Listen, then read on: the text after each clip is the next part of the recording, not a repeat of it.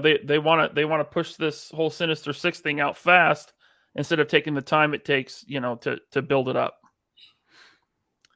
And then I've stayed relatively quiet through most of this. Mm-hmm. I said I wanted to go last. Yeah. But Andrew Sabina's comment just seems to me they're trying to ride the coattails of better Spider-Man movies. Yeah, I tend to agree with that. I loved the first few phases of the MCU. They were absolutely terrific. It was, the cultural phenomenon of Star Wars that I grew up with. This was my son's version. Was the next Captain America movie, the next Avengers movie. And I don't think that Infinity War and Endgame are bad films, but they reached a precipice and almost buckled under their own weight. They did not buckle under their own weight, but almost. And, starting to introduce time travel with some quite bizarre rules about time travel. I watched this trailer and my immediate thoughts are, I don't give a fuck about anything that is going on the screen here. Wow. When they start talking about they're coming from different universes, my immediate thought as a member of the audience is, because I know I've read the stuff. I know Andrew Garfield, Tobey Maguire. Why should I care about this universe if there's all these other ones? It's one of those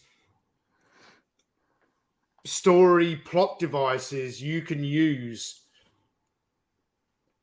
to go off anywhere, but there is there's no stakes in the game anymore. Mm-hmm.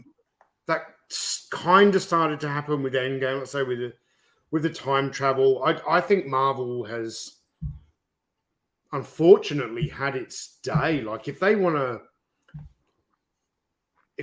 go back to grounded character stories, don't know how they're going to do it because they've done most of their iconic characters already. I don't want reboots of Iron Man and Captain America. And now, I've never heard of Eternals. Shang-Chi, I used to read Shang-Chi comics because Shang-Chi comic strips were in UK Action Force Weekly comics. It was a great comic. It was quite bloodthirsty. What I saw on screen, I'm with you, Bobby. I paid, I don't know, what was it, $16 or $18 for the movie ticket to Shang-Chi. And I came out and I felt like, bro, you should have paid me $50 to go in there so the cinema wasn't empty.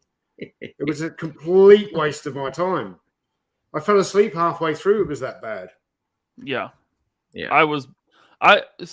When I saw Shang-Chi, I was in those theaters where you get the big recliners. You have like your whole row to yourself.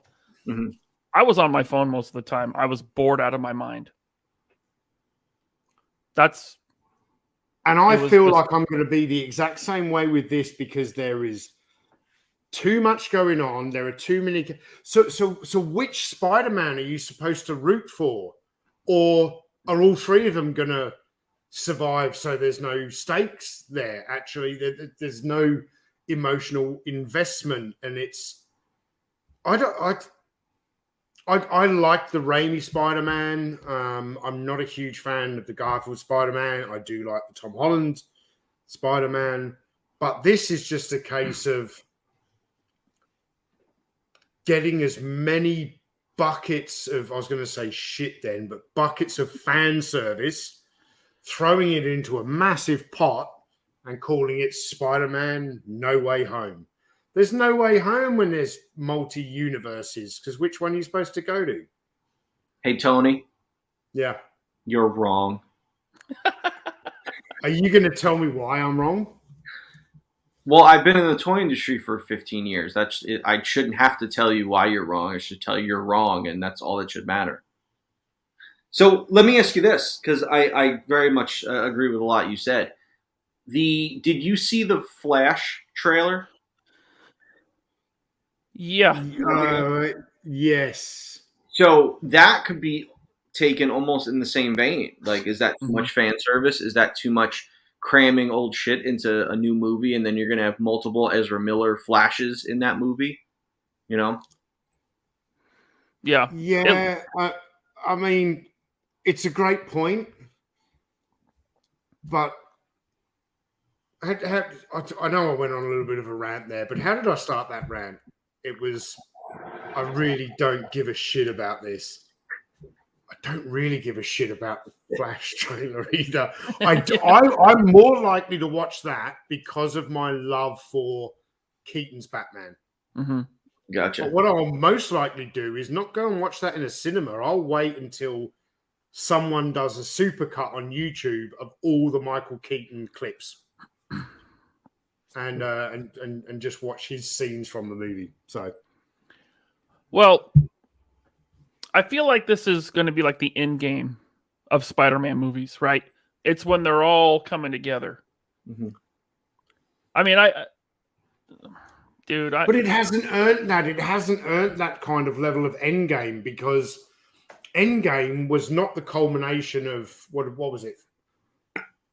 I get confused with how many Avengers movies there are, because I look at movies like Captain America: Civil War as another Avengers film. So that wasn't the culmination Endgame of the fourth one.